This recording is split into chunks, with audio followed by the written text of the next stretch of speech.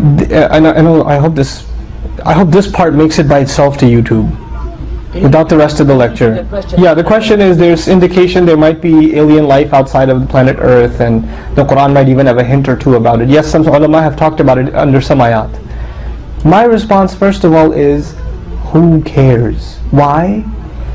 Because we have such big problems right now, such really big problems in front of us, that we don't have time to get into any of this stuff. When people come and ask me, what's your opinion about the Prophet's birthday?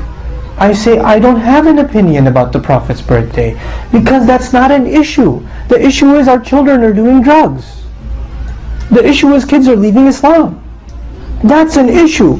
You want to spend your energies debating whether it's halal or haram or bid'ah or sunnah, when you have people leaving the deen itself? What is wrong with you? It's a non-issue. Well, should we pray 8 Taraweeh or 20 Taraweeh? I don't care. People aren't even praying. Pray 13. I don't care. At least somebody come to the masjid at least. Come to the masjid at least. You know how many sisters have come up to me? I teach Surah Al-Rahman. And in Surah Al-Rahman, Allah talks about hellfire. And I remind people that we should be worried to save our families from the hellfire. Sisters coming up to me telling my husband is addicted to alcohol. What should I do? I don't know what to do. You know? I don't even know where to get help. Muslim family. And he comes, he's in the masjid right now, he's sitting there, but he's addicted to alcohol. And he gets angry if you talk to him about it. And that same guy is going to debate me whether or not I should raise Rafa Yadayn before I make ruku or not. Really? There's nothing else left to talk about now. You see what I'm saying? We have to kill these issues. We have to kill them. We have to give life to the real issues. Raising our children, raising our daughters, specifically our daughters. You know, raising confident sons of Islam. How do we produce the da'is in this ummah? How do we produce them? How are we going to educate ourselves in the ummah and the Quran? How are we going to introduce the seerah of the Prophet ﷺ to everybody? Every man, woman and child should know what this man was like and how he spent his life. How are we going to do that? How are we going to help our teenage students that are having trouble with their faith when they take an evolution class? How are we going to... These are issues. This is right now. This is happening right now. Other stuff, it's very interesting. I don't say it's not interesting. I think it's very interesting. One time when I was younger, I read a 30-page paper on whether or not leather socks or cotton socks for wudu. A 30-page paper. If you were to ask me to read that again, I would say no. And if anybody else was going to read it, I'd say no, just follow a scholar. There's more bigger things to worry about, man. I don't care either way. Just there's more important stuff. This is the Muslim mentality has to change. Our mentality has to become, what is priority? What is the real focus? And I don't mean any disrespect to anybody by this, but I do believe it's hurting the ummah. I personally am convinced of that. It's hurting the ummah.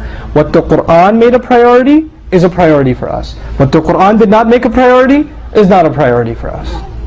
And did Allah, make a big deal out of the question where Allah is? People come and ask, where is Allah? Is He up in the 7th heaven or is He everywhere? Did Allah ask that question? Did the Sahaba ask that question? Did they repeatedly ask this question? No. Our priorities should be the Quran's priorities. The things we repeat the most are the things Allah repeats the most. What does Allah repeat the most? Taqwa. Have taqwa, 200 sometimes taqwa. What does Allah repeat the most? Don't be like Bani Israel. Don't be like Bani Israel. That's what He repeats the most. That's what we should repeat. This is what should become our main concern, our priority. We have to get away from distractions. We really do, as a people. And the last comment I'll share with you about this. And I'm not saying any of you are like this, but I've seen this many times. There are people, they don't pray. And even if they pray, it's like one of those, the fastest prayer record you've ever seen kind of prayer. You ever seen those? That's a cardiovascular exercise. It's a workout, their prayer. Okay? And then, they don't pray. Number 2, they have no problem with riba in their life. No problem whatsoever. They have inappropriate kinds of gatherings. They have done nothing to raise their children. They are engaged in all kinds of haram business. But when they sit and discuss Islam, they say, well, Islam, what does it say about What is the 7 heavens? What is that? And what does Islam say about slavery? And what does Islam say about, they come up with these, 4 wives. What's this issue with 4 wives? This is all their Islam is. You know why? Because they're so deeply drowning in sin, they don't want to address that issue. That's the real issue. So they don't have to address that, but they still want to talk about Islam, so talk about something other on the side in Islam that doesn't have to do with my real life. So bring that up to me. Let's talk about that. How come the Quran says this about Jannah or that about Jannah? Or I need to understand, what's going to happen to Christians on Judgment Day. Bro, what's going to happen to you on Judgment Day? Forget the Christians, what's going to happen to you? People come and ask me, what do women get in Jannah? Allah will take care of them, don't worry about it. You get there. You're like, your ticket's already purchased, you're worried about the women now? Come on. We have to be realistic Muslims. Realistic. We deal with reality on the ground, and we look at our religion, and we look for solutions for the problems we're facing right now. You remember I told you we need a revolution in Islamic studies? This is what I meant. We have to study the issues that are afflicting the ummah right now. Not the old issues. Not the issues that nobody will benefit from. Not the issues that will not make any of you a better Muslim. If it won't make me a better Muslim, if it won't make me a better worshipper, a better slave of Allah, a better father, a better husband, a better son, a better daughter, a better citizen, a better contributor, a better donator, it won't make me any of these things, I don't want to know about it. I have a friend, last comment, I promise. I have a friend, really smart guy, 4.0 GPA out of Harvard University. Smart. I mean, I talked to him for 2 minutes, I feel so stupid. And he went and he wanted to do Islamic studies. So he went to Syria and he studied Hadith, and he went somewhere else and he studied under some scholar. Incredibly intelligent person. And finally he did his PhD thesis. He did a PhD thesis on the life of a scholar, one of the students of Imam Shafi'i. He did his PhD thesis on the life of one of the students of Imam Shafi'i, 400-page thesis. And I picked him up from the airport one time and I'm talking to him. So what was your thesis? He tells me about this scholar, his life, he's a very interesting person. He wrote this book and that book. I was like, so what happened to your thesis? He goes, it's been published. I was like, where is it published? From the university. So where is it sitting? In the library. Who's read it? He goes, he smiles, he goes, I don't think anybody read it. I said, you're telling me you spent 12 years studying Islam. 12 years studying Islam with the intelligence that Allah gave you. And you studied something that nobody's reading? Is that their fault or your fault? You went into a subject that you found interesting. Why didn't you go into a subject that the ummah needed? Why didn't you think about it that way? What do the Muslims need? What does this deen have to give the Muslim? Where are the people that are studying Quranic psychology so we can give psychological counseling? Where are the people that are studying prophetic healing, mediation? So conflict resolution between husband and wife, conflict resolution between Muslims. Where are people that are studying? Do we need those issues? Yeah. But we're not even studying those issues. We come up with a thesis or some obscure topic and we're going to study that like to the depths, and who's going to benefit from that? I don't know. Some other scholar who will only read it. So the scholars, we're pushing people to become scholars in this bubble that doesn't affect the society. Now, alhamdulillah, some scholars are coming out of that and they're starting to deal with issues that actually have to do with Muslim life and what's happening in the world. But we have to push that and propel that further.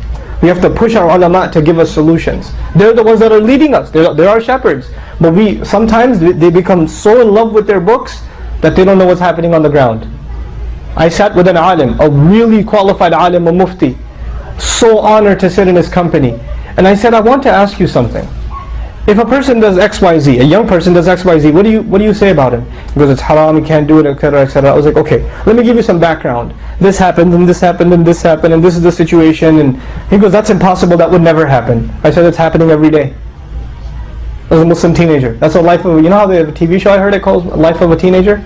Life of the American Teenager? We should have another TV show, Secret Life of the Muslim Teenager. Seriously. And this alim is shocked. He cannot believe Muslim youth can be like this. That's not his fault. That's our fault. That we didn't go and even our ulama know the book. They know the book. They know the Quran, they know the Sunnah. What don't they know? What's going on around them. We have to give them that. So they can give us the right guidance. We have to push them in that. You know, the people of riwayah and dirayah, it's called, the people of narration. Now, some of our ulama are like that. They really know what's going on around them. They do. But a lot of our ulama don't. And so the way they address issues is not in connection with what's going on in reality. It's a problem. We have to build that generation. We're going to build a generation of young people that learn their deen and are connected with reality, that benefit from the scholars and are able to be the connection between the scholars and society. Our young people are going to teach our scholars, this is what's happening in society, you help us out now. This is the healthy state of an ummah, where the ulama are connected with the people and the youth are in between. The youth are the connection. We're going to raise that generation of youth, inshallah ta'ala. May Allah Azza wa Jal help our ulama do their job and make us truly benefit from them. Yeah. Can you repeat the two references that you... The two references that I want all the parents to listen to. Hisham al-Awadi's sets, may Allah protect him and preserve him. The first one is called Children Around the Messenger. Children Around the Messenger. And the second one is called Mothers of the Believers. Mothers of the Believers. It's really, really brilliant work. He's only got 2 or 3 lectures up on YouTube. They're all worth listening to.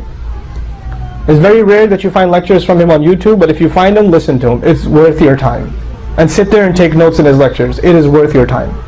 Inshallah ta'ala. Barakallahu li wa lakum. Thank you so very much. I think it's time for salat now, right? It's time for salat. So shukran lakum. Assalamu alaikum wa rahmatullahi wa barakatuh.